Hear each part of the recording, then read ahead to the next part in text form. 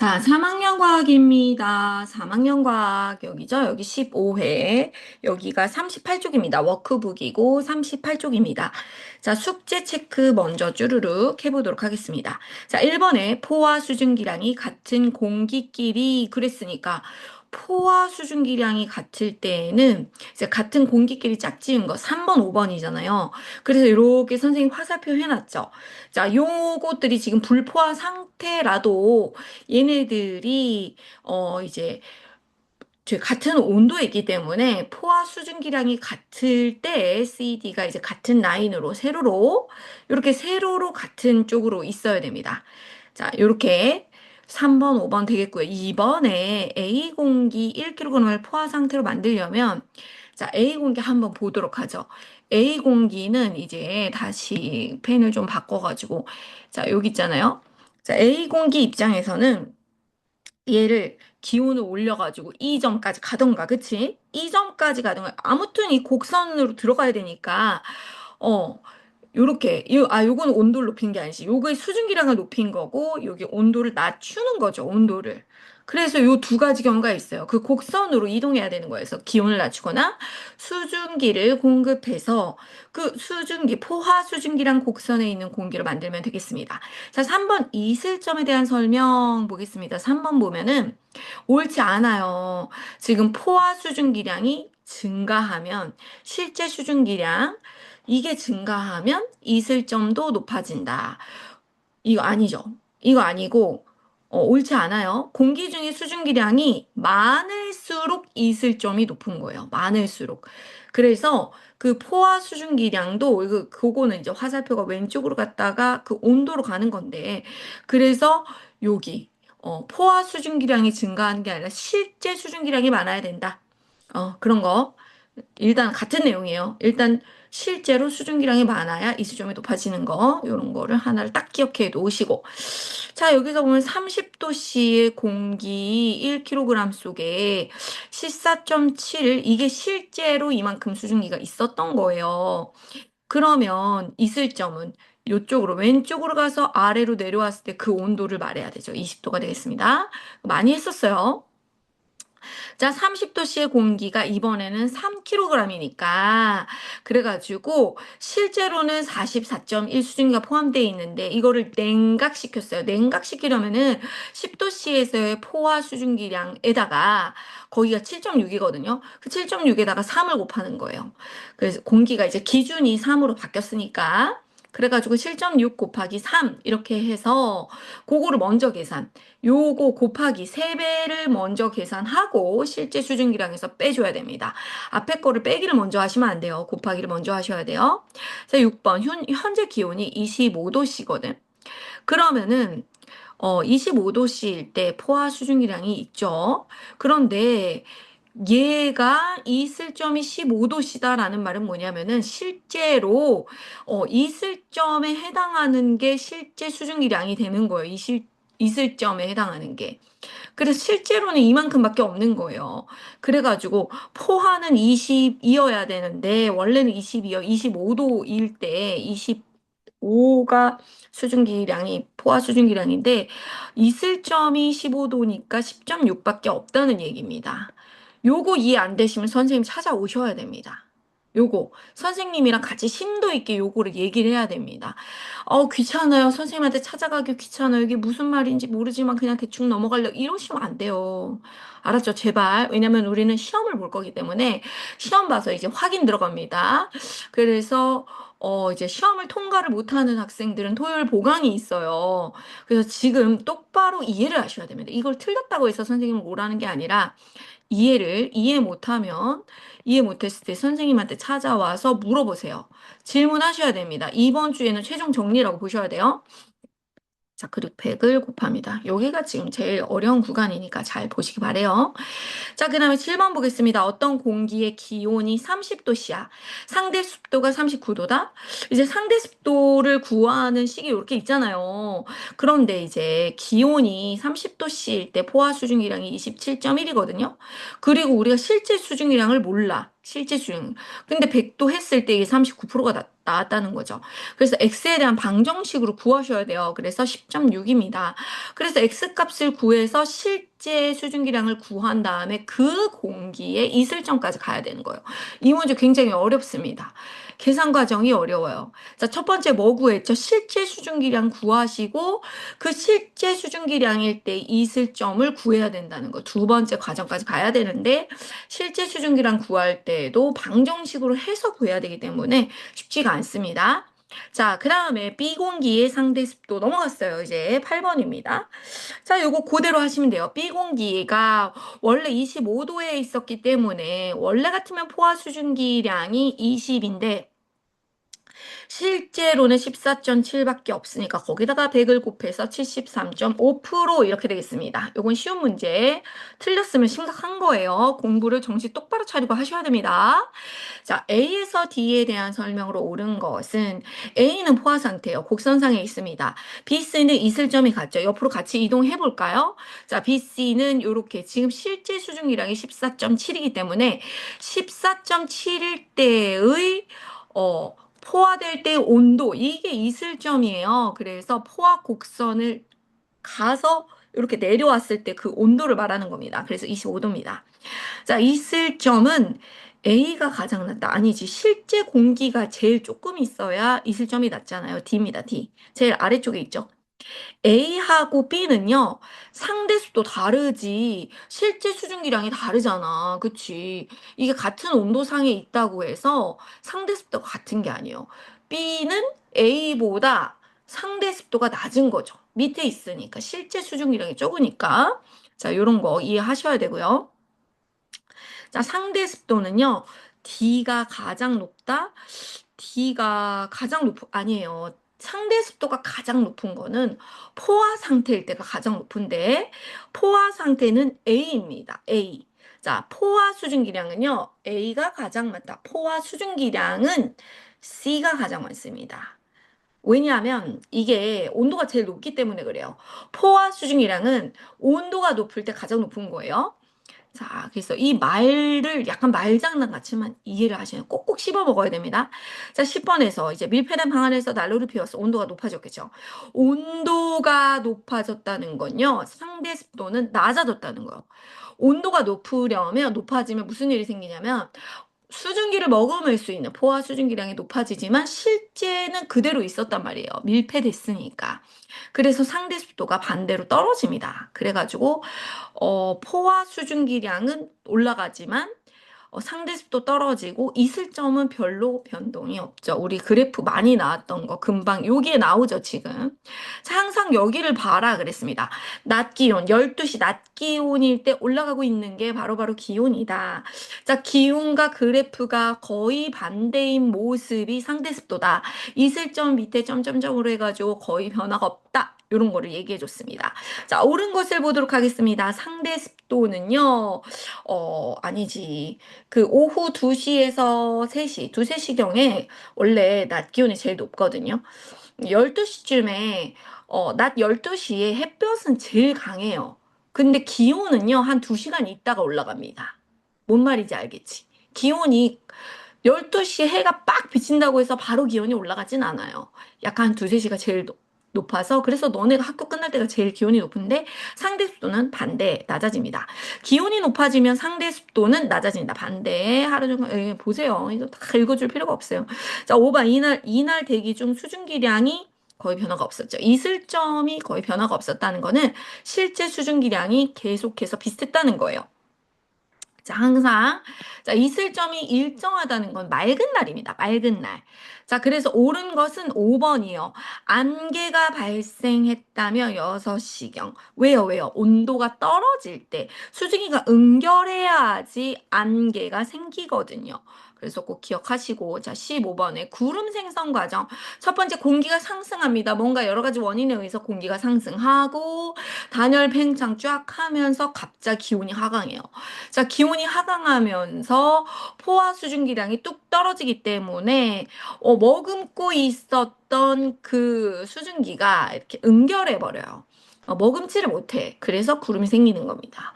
수증기가 생겨서 예쁘장한 구름이가 생기는 겁니다. 자, 15, 14번. 구름은 너무 예뻐. 구름 얘기하면 기분이 좋아요. 자, 14번 보겠습니다. 플라스틱 병에 뭐를 약간 넣었어. 뚜껑을 닫았어. 가압 장치를 눌렀다는 거. 가압. 압력을 높였다는 거죠. 압력을 높였다가 갑자기 팍 열어. 그러면은 단열 팽창합니다. 기압이 뚝 떨어지면서 단열 팽창하고요. 기온이 떨어지고 그러면서 구름이가 생기는 거예요. 알겠죠? 15번 구름이 생성되는 과정 계속 보도록 하겠습니다. 자, 옳은 것은 3번밖에 없어요. 공기 덩어리가 쭉 올라가요. 그러면서 기온이 하강하면 무슨 일이 생겨? 포화 수증기량이 감소하죠. 그래가지고 구름이 생긴다니까 똑같은 말 계속하고 있다니까 구름이 생성되는 경우가 아닌 것은 이제 반대로 얘기하는 애들이 있어. 청개구리처럼 공기가 뭐 하강을 해 상승할 때지, 그치? 자, 그 다음에 공기가 산을 만나 빗면을 타는 산을 만났는데 뭘 내려가 올라가야지. 자, 7번 공기가 빠져나가는 고기압에 빠져나가면 안 돼. 공기가 올라가야 돼. 그래서 반대로 말한 청개구리를 고르시면 돼요. 자, 그 다음에 17번 보도록 하겠습니다. 적은형 구름, 중은형 구름. 딱 보이죠? 그랬을 때 옳은 것은, 자, 얘네들이요, 이 특징은 그렇게 어렵지 않으니까 다 알 거예요. 그리고 가나는요, 이 공기 상승 운동이 이제 갑자기 빡 올라가느냐, 천천히 이동하냐, 이게 달라가지고 모양이 다른 겁니다. 아, 물 한번 먹어요. 선생님 목을 보호하기 위해서. 저위도 지방의 강수 과정 5번밖에 없어요. 구름속의 물방울들이 서로 부딪히고 합쳐지면 떨어져서 비가 되는 겁니다. 1번에서 4번은요. 얼음 얘기 나오고 뭐 0도보다 낮고 막 눈이 되고 뭐 이카는 거는 빙정설. 자, 19번 보도록 하겠습니다. 자, 여기 설명으로 옳지 않은 것은 이게 빙정설이 무슨 열대지방이야 말이 되냐고. 그 다음에 이거 말이 안 되고요. 4번에서 얼음 알게 되는 충돌에서 눈이 충돌해가지고요. 그거는 이제 수증기가 충돌해가지고 빙정설 말고 그거 있잖아. 병합설 있죠. 그런 얘기죠. 자, 넘어갑시다. 딴 얘기 했습니다. 자, 1번에 자, 공기 1kg 속에 들어있는 수증기량을 포화 수증기량이라고 합니다. 자, 공기는 1kg이어야 된다는 거 기억하시고 공기가 냉각되어 수증기가 응결하기 시작할 때 이걸 이슬점이라고 해요. 이슬이 생기네, 이쁘네, 막 이러면서. 자, 상대 습도를 구하는 거 너무 많이 했어요. 포화 수증기량 분의 실제 수증기량 곱하기 100 하시면 됩니다. 자, 공기가 외부의 열과 주고받지 않으면서 부피가 팽창하는 거. 단열 팽창. 단열 열이 단절된 상태에서 팽창. 외부와 열을 주고받지 않는 게 단열 이렇게 되죠. 자, 5번 열대지방이나 저위도지방에서 병합설, 빙정설, 빙자가 얼음빙이니까 그건 아니죠. 자, 6번 보도록 하겠습니다. 불포화 공기를 포화 공기로 만들려면 기온 낮추거나 수증기 공급하거나 곡선이 있는데 불포화 공기는 여기 있잖아요. 수증기를 올리는 거 아니면 기온을 낮추는 거 이쪽이 가로가 이제 이렇게 있어가지고 여기가 온도고 그지? 여기가 그 수증기량이죠. 수증기량 이렇게 되기 때문에 이렇게 위로 올라가거나 위쪽으로 가거나 이게 지금 불포화 공기를 포화로 만드는 그런 것입니다. 응결량이죠. 응결량은 공기가 냉각되어 이슬점보다 낮은 온도가 될 때 이슬점 그러니까 포화 곡선 상에서 보니까 이게 뭔가 차이가 나 실제 수증기가 머금을 수 있는 그 포화할 수 있는 양보다 남는 수증기가 있는 거예요. 그래가지고 포화 수증기량을 빼야 됩니다. 실제 수증기량에서 빼기 포화 수증기량인데 이 포화 수증기량은 어느 때를 말하냐면은 낮춘 온도를 말하는 낮춘 온도. 낮춰진 온도에서의 포화 수증기량을 빼주는 거예요. 자, 구름이 생성되는 과정, 공기 덩어리가 상승, 부피 팽창, 단열 팽창이죠. 기온이 낮아진다니까. 그래가지고 이슬점 도달해가지고 이게 이제 응결해가지고 수증기가 남아 돌아가지고 포화할 수 있는 수증기가 없어가지고 구름이가 생성된다. 우리나라 비나 눈이 내리는 거는 중위도 지방이기 때문에 좀 얼음도 좀 있고요. 약간 이게 섞여 있어요. 그래가지고 눈도 내리고 비도 내리고 뭐 그래요. 중위도록 그렇습니다. 자, 넘어가서 10번 뭐죠? 포화 수증기를 나타낸 거다. 계산하셔야 됩니다. 그런데 기준이 두 배죠, 두 배. 20도씨일 때, 공기가 이만큼 포함되어 있었다. 그러면은 우리가 1kg으로 기준을 다시 낮춰야 돼. 두 배로 낮춰줘. 2분의 1을 곱해가지고 10.6인 거예요. 그래가지고 10.6일 때 이슬점을 찾으니까 15도가 되겠습니다. 그러면 이제 난로를 피웠어. 25도가 됐네.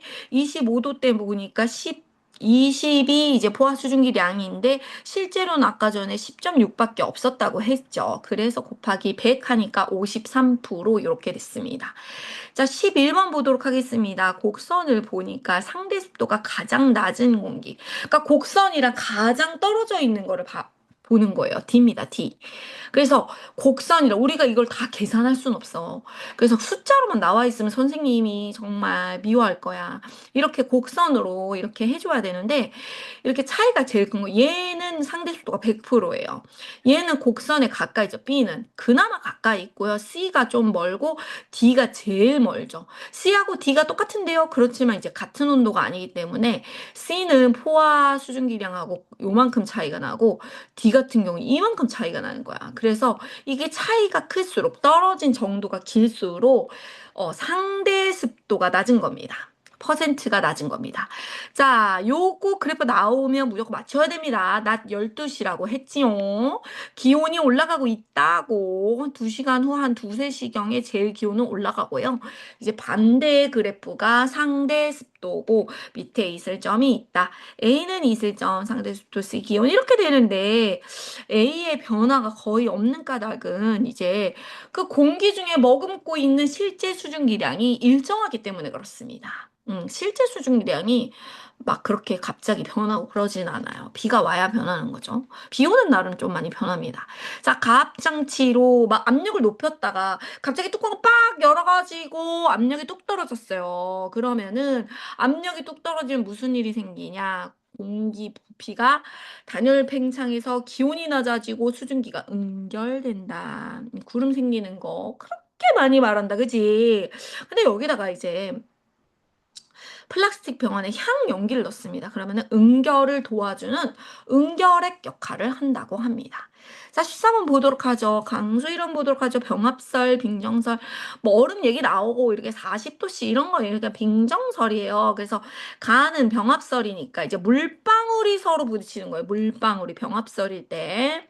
그래가지고 얘네들 합쳐져서 물방울도 빗방울이 포슬포슬포슬 올 때가 있고 뚝뚝 엄청 큰 거 올 때도 있고 막 이러잖아요. 그래서 물방울 크기가 좀 달라요. 막 여름으로 갈수록 물방울이 막 아파. 막 너무 커. 막 구슬만 해. 막 이러죠.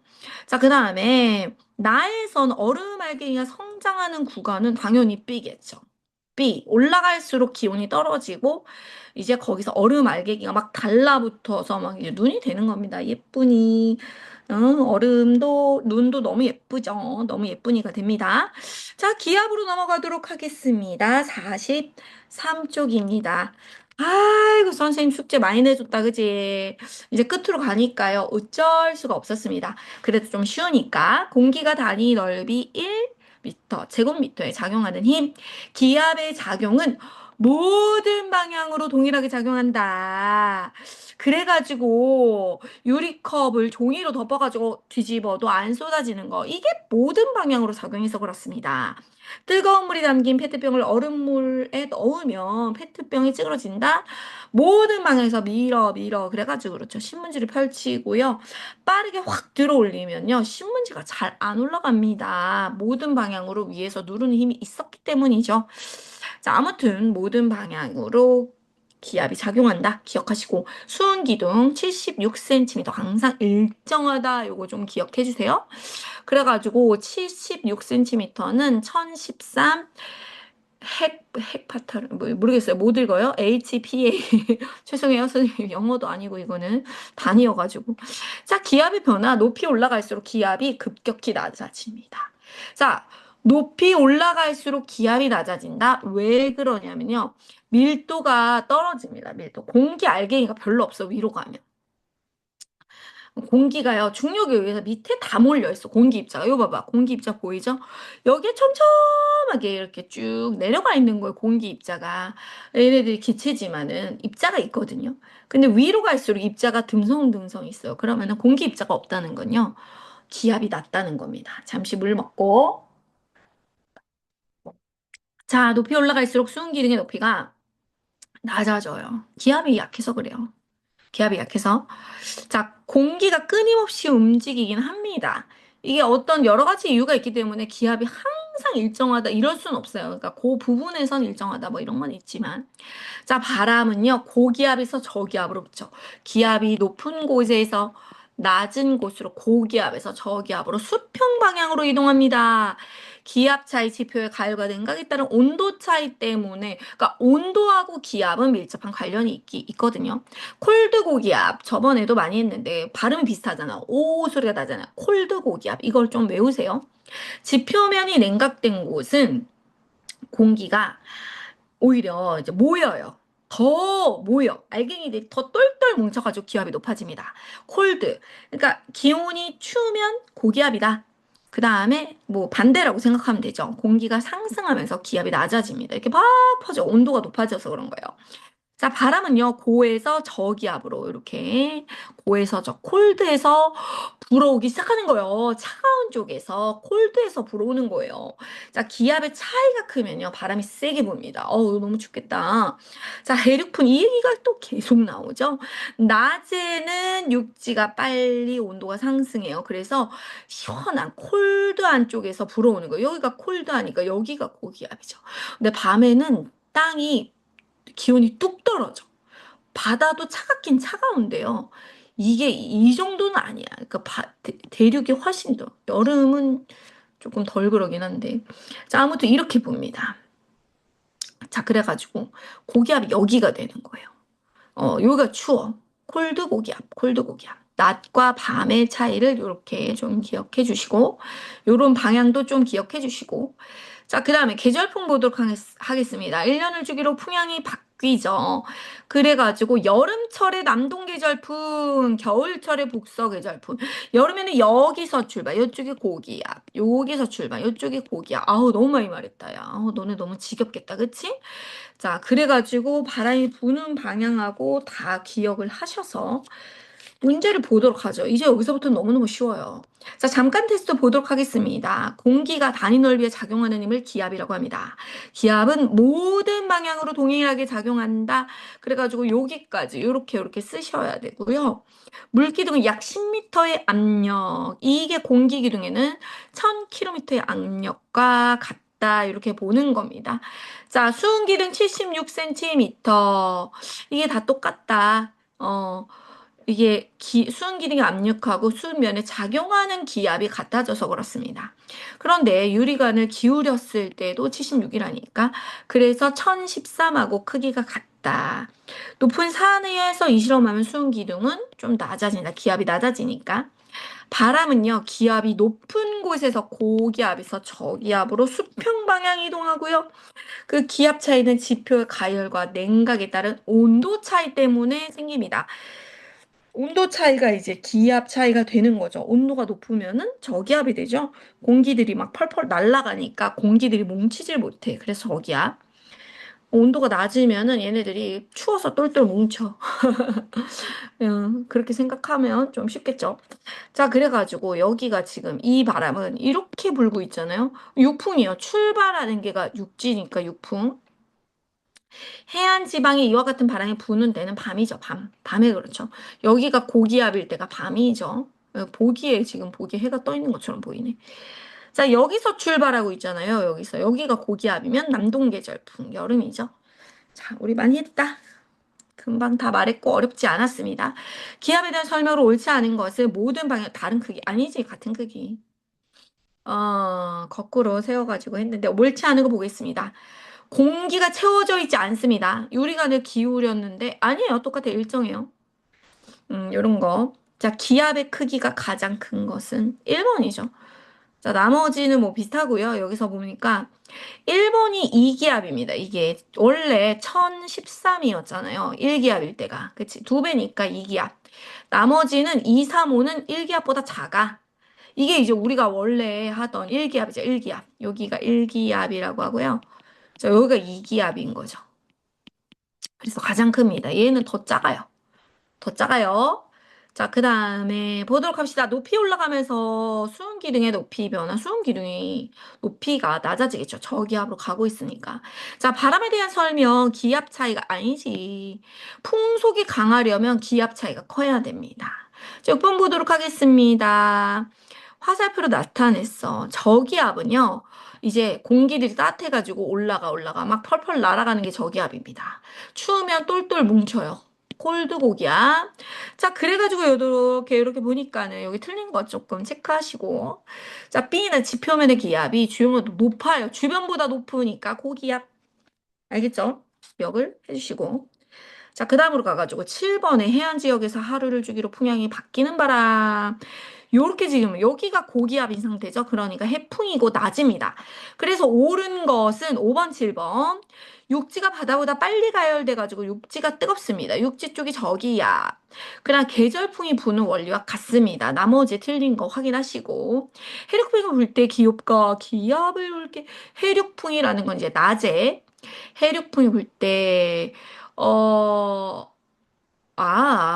해풍이 아니라 해륙풍이니까 뭐, 해풍일 때와 육풍일 때를 둘 다 나눠서 생각해야 되는데, 육풍일 때는 바다가 더 뜨겁지. 여기가 차가우니까 콜드한 거예요. 콜드 해야 돼요. 그러니까 육풍인 거예요. 그리고 기압은 얘가 높은 거예요. 고기압인 거예요. 이렇게 된 겁니다. 자, 9번 보도록 하겠습니다. 자, 여기서 출발했으니까 이쪽이 고기압이죠. 여름철이고 남동 계절풍이니까 해양이 기압이 높은 거죠. 자, 10번 보도록 하겠습니다. 수조에 따뜻한 물, 얼음물에 담긴 지퍼백을 넣고 5분이 지난 다음에 보도록 하겠습니다. 그래서 옳은 것을 보기 위해서 딱 골라봤더니, 자, 디귿, 리을, 향 연기는요.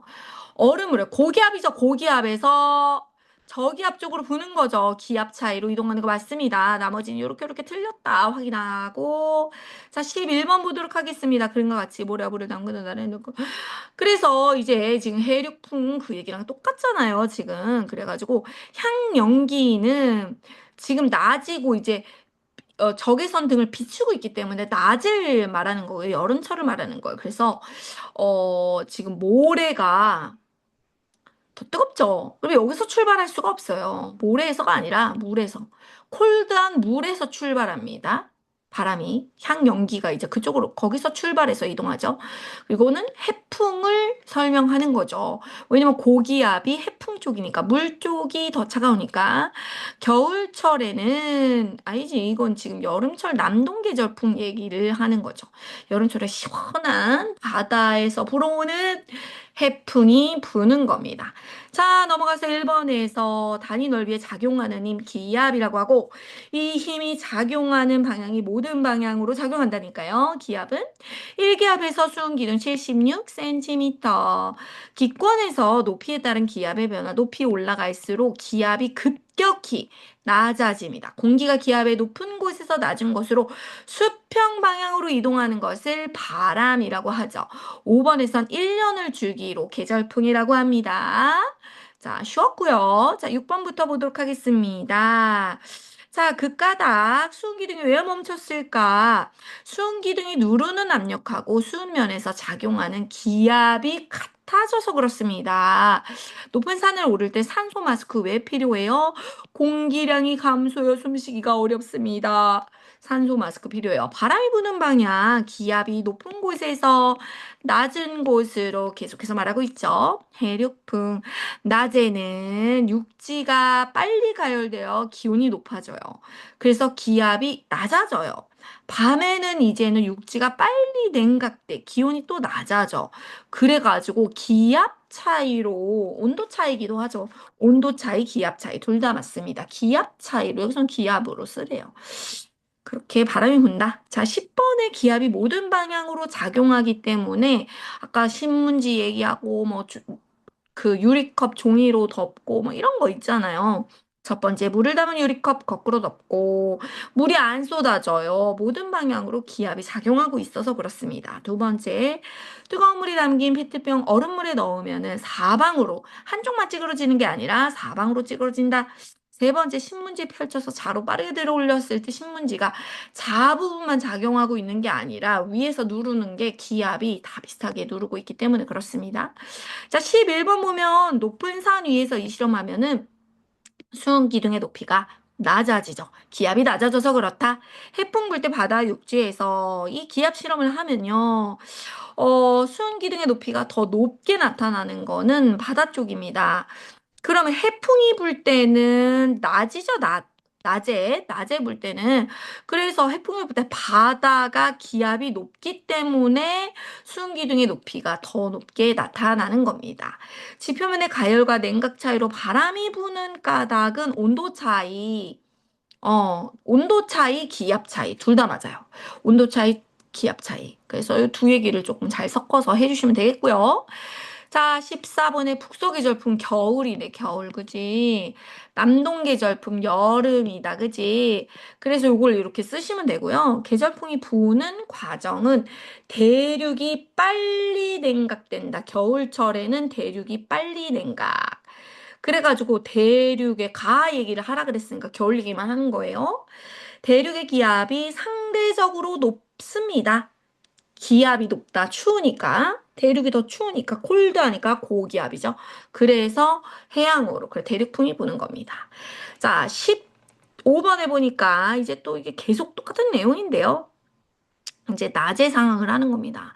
지금 온도가 낮은 게 콜드한 게 물이 콜드하게 돼 있어요. 지금 물보다 모래가 더 빨리 가열이 되기 때문에 물이 콜드합니다. 그래서 콜드한 거에서 출발해서 모래로 이동하고 물보다 모래 온도가 더 빨리 올라가서 모래 쪽보다 여기서는 이제 이렇게 이동하는 게 물 쪽의 기압이 높아진 거. 콜드하니까 기압이 더 높아졌다.